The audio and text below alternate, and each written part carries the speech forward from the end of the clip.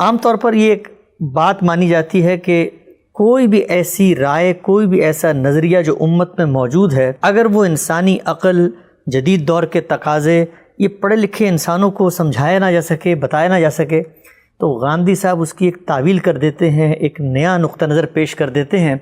پہلا سوال، بنیادی سوال میں آپ سے پوچھنا چاہتا ہوں کہ حور کے اس پورے تصور پر کیا آپ کو عقلی طور پہ کوئی اشکال تھا کہ یہ کیسے ہوگا کہ ایک نئی مخلوق اللہ تعالیٰ قیامت کے دن بنا دیں، نہ ماں باپ ہیں، اس کو ہم کیسے ڈیفینڈ کریں گے جدید دور میں؟ یہ نیا نقطہ نظر آپ کے ہاں پیدا کیسے ہوا؟ کیا کوئی عقلی مغالطہ پیش نظر تھا؟ اس طرح کی چیزوں کو نظر انداز کر دینا چاہیے۔ یہ سوال اس سے پہلے بھی آپ بارہا پوچھ چکے ہیں، اور میں یہ عرض کر چکا ہوں کہ جو لوگ میرے بارے میں اس طرح کی باتیں کہتے ہیں وہ دیانتداری کے ساتھ اس بات پہ غور کریں کہ جو شخص جنت کو مانتا ہے، دوزخ کو مانتا ہے، جو جنات کو مانتا ہے، ملائکہ کو مانتا ہے، تو یہ سب چیزیں کیا موجودہ زمانے کے لوگوں کی عقل پر پوری اترتی ہیں؟ کیا ان کو قبول کرنے کے لیے تیار ہے؟ پیغمبروں کے معجزات کو اگر میں بیان کرتا ہوں اور میں نے اپنی تفسیر میں ان کی وضاحت کی ہے اور بارہا ان پر گفتگو کی ہے، تو کیا ان کو عقلی طور پر یہ لوگ قبول کرتے ہیں؟ میں نے تو یہ بتایا ہے کہ جب آپ اس کائنات کے خالق کو تسلیم کر لیتے ہیں تو پھر خالق جو اطلاع بھی ہمیں دے گا اس کو ماننا یہ خود عقل کا تقاضا ہے۔ اچھا، یعنی عقل انسانی جب یہ تسلیم کر لیتی ہے کہ اس کائنات کے پیچھے ایک علیم و حکیم ہستی ہے، جب یہ تسلیم کر لیتی ہے کہ یہ عالم اس کا بنایا ہوا ہے، تو سوال یہ ہے کہ اس کے بعد کیا وہ ایک نئی مخلوق نہیں پیدا کر سکتا جس نے اس دنیا میں لاکھوں کروڑوں مخلوقات پیدا کر دیں، اور آپ ہر روز ایک نئی مخلوق کو دریافت کر کے ہمارے سامنے لا رہے ہوتے ہیں، اس کے بارے میں یہ گمان کروں گا؟ تو میرے نزدیک یہ باتیں ایسی نہیں ہیں کہ ان پر کوئی تبصرہ بھی کیا جائے۔ کوئی آدمی جو دیانتداری سے مجھے سنتا ہو، میری بات پہ غور کرتا ہو، وہ بقائمی ہوش و حواس یہ باتیں نہیں کہہ سکتا۔ تو اس لیے میرا خیال ہے کہ اس کو ایک طرف رکھیے اور اصل موضوع کو سمجھنے کی ہم صحیح کرتے ہیں۔ یہ جو موضوع ہے، یعنی جس کے بارے میں آپ نے مجھ سے یہ سوال کیا ہے، پہلے یہ دیکھنا چاہیے کہ ہمارے پاس اس موضوع کا ماخذ کیا ہے۔ ظاہر ہے کہ جب بھی ہم دین کے بارے میں کوئی گفتگو کریں گے تو پہلی چیز اللہ کی کتاب قرآن مجید ہے، اس کے بعد رسالت مآب صلی اللہ علیہ وسلم سے روایت ہونے والے ارشادات ہیں۔ اسی ترتیب سے چیزوں کو دیکھا جائے گا۔ یعنی یہ وہ موضوع ہے کہ جس میں سنت ثابتہ کا تو کوئی سوال نہیں ہے، اس لیے کہ یہ عملی نوعیت کی چیز نہیں ہے، یہ ایک علمی اطلاع ہے۔ جس طرح کہ جنت کے بارے میں ہمیں بہت سی اطلاعات قرآن سے ملتی ہیں، اور ان کی بعض توضیحات، ان کی بعض تفصیلات ہم حدیث سے بھی جانتے ہیں، تو اسی نوعیت کی چیز ہے۔ بالکل ٹھیک، اب اسی نوعیت کی چیز ہے، تو ان دونوں ماخذ کو پہلے ایک ترتیب کے ساتھ دیکھنا چاہیے کہ وہ کیا کہتے ہیں۔ ٹھیک، یعنی اللہ کی بات کیا ہے، اللہ کے پیغمبر کی بات کیا ہے، یہ دونوں ماخذ جو تفصیلات بیان کرتے ہیں ان کو پہلے سامنے رکھیے۔ پھر ہم یہ دیکھیں گے کہ کیا ان میں کوئی سوال باقی رہ جاتا ہے، کیا مسلمانوں کا علم اس کے بارے میں کوئی بات کہتا ہے، اور فی الواقع وہی بات کہتا ہے کہ جو اس وقت پیش کی جا رہی ہے۔ یعنی اس ترتیب سے ہم اس ساری بات کا جائزہ لے لیتے ہیں۔ قرآن مجید کو جب آپ اٹھاتے ہیں تو یہ معلوم ہوتا ہے کہ وہ ہمیں ایک تو پہلے اس چیز کی طرف توجہ دلاتا ہے کہ جنت کا معاملہ ہو، دوزخ کا معاملہ ہو، قیامت کا معاملہ ہو، حشر نشر کا معاملہ ہو، ان میں اللہ تعالیٰ نے جو اسلوب اختیار کیا ہے وہ متشابہات کا اسلوب ہے۔ ٹھیک، اللہ تعالیٰ نے اپنی صفات کے بارے میں بھی یہی طریقہ اختیار کیا ہے۔ یعنی یہ طریقہ کیا ہے، ہماری دنیا میں جو کچھ موجود ہوتا ہے اس سے مشابہ ٹھہرا کے ہمیں اس عالم کے بارے میں اللہ تعالیٰ کچھ علم دیتے ہیں، جتنا ہمارے لیے لینا ممکن ہوتا ہے، جتنا سمجھنا ممکن ہوتا ہے، جہاں تک ہماری استعداد ہے وہ علم ہمیں دیتے ہیں۔ دوسری بات یہ ہے کہ جنت کا ذکر کرتے ہوئے اس کائنات کے پروردگار نے دو طریقے اختیار کیے ہیں۔ ایک طریقہ اجمال کا ہے، یعنی یہ بتا دیا ہے کہ جنت ایک ایسی جگہ ہے کہ جس میں تمہاری زندگی ابدی زندگی ہوگی، یہ عارضی دنیا ہے، یہ اس کی تمہید کے طور پر بنائی گئی ہے، یہاں تمہیں ایک امتحان میں ڈالا گیا ہے، اس میں یہ دیکھا جا رہا ہے کہ کون اس امتحان میں پورا اترتا ہے۔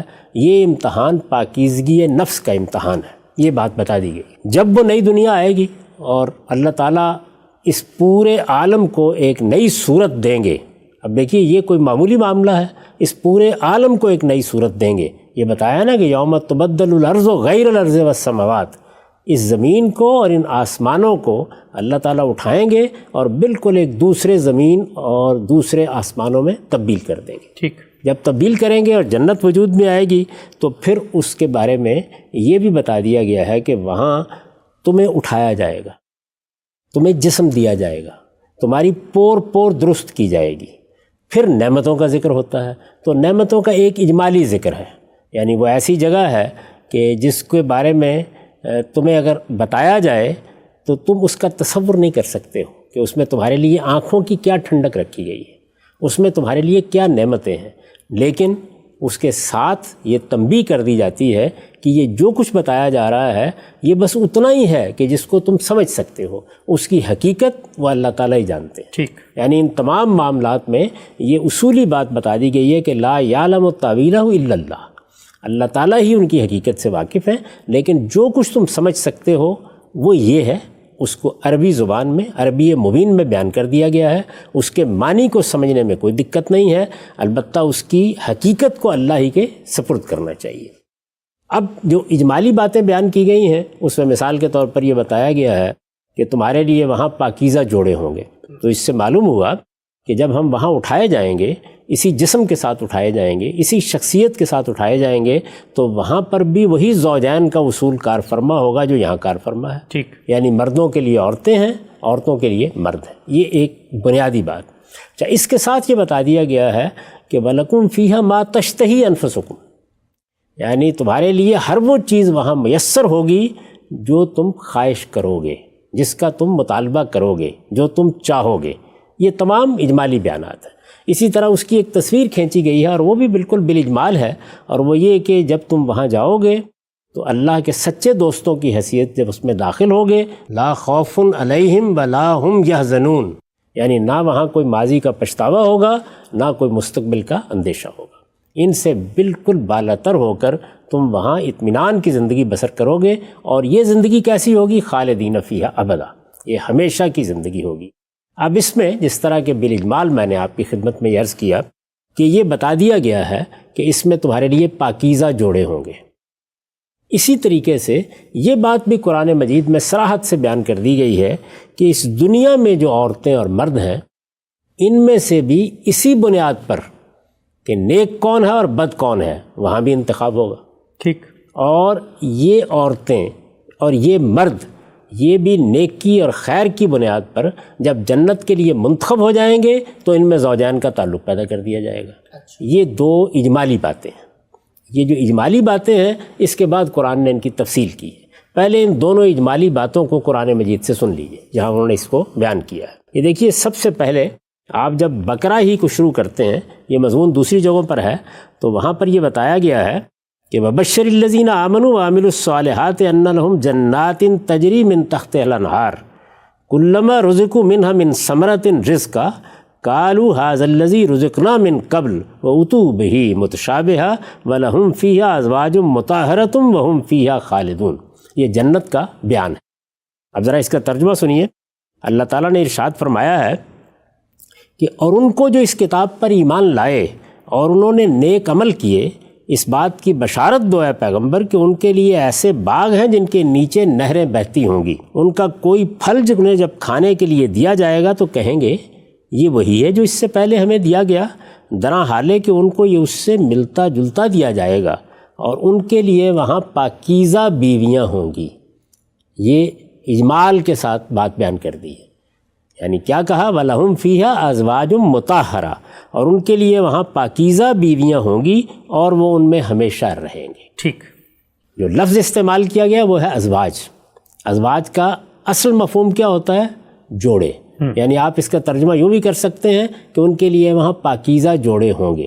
اس سے یہ بات واضح ہو گئی کہ عورتوں کے لیے مرد اور مردوں کے لیے عورتیں جنت میں ہوں گی۔ اس کے بعد آپ آئیے سورہ نور میں۔ سورہ نور میں یہ مسئلہ زیر بحث آ گیا ہے۔ اس دنیا میں بارہا ایسا ہوتا ہے کہ ایک پیغمبر ہے، جیسے لوط علیہ السلام ہے، جیسے نوح علیہ السلام ہے، لیکن ان کی بیویوں نے ان کے ساتھ خیانت، وہ ایمان قبول کرنے کے لیے تیار نہیں ہوئی، وہ منافقت کا ساتھ رہیں، اور آخر میں جب اللہ تعالیٰ نے عذاب کا فیصلہ کیا تو وہ اس عذاب کی زد میں آ گئے. ٹھیک.